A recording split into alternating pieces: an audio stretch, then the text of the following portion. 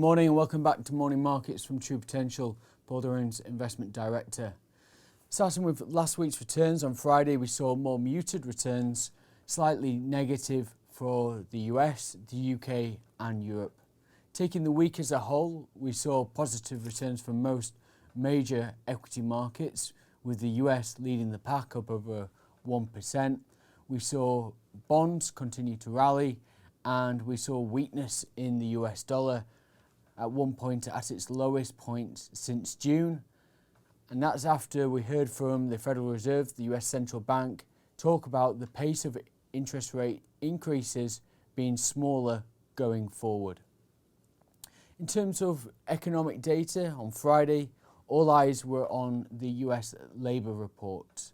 Really important because the labour market has been very tight, meaning that there's a few supply of unemployed workers to fill the job vacancies. Job vacancies stand at 10.3 million. Unemployment stands at 3.7%, historically very, very low.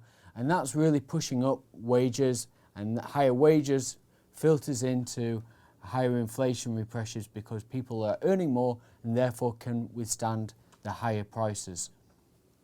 The labour report on Friday, the series is known as the non-farm payrolls, showed 263,000 jobs in the US were added over the month of November. This was higher than what was expected of 200,000, and we saw the October figure revised higher by 23,000. So the number of jobs adding to the workforce continues to be very strong, and that's filtering through into higher wage growth.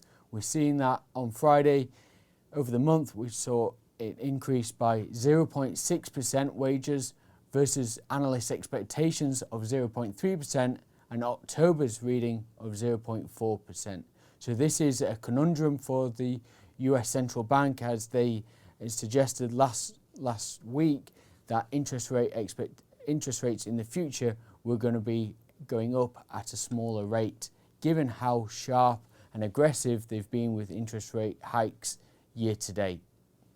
In terms of looking at the week ahead, what we have is business survey data from services sector.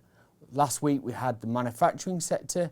The services indicator is widely followed by investors because you get quite a detailed report looking at different components, from employment to demand to inflationary pressures. What we saw last week on the manufacturing side was that economic activity continues to slow, but importantly, prices continues to fall. If we get the similar reading this week for the services sector in terms of those prices falling, that will give us greater confidence that the inflationary pressures will continue to trend lower, which will be a good thing.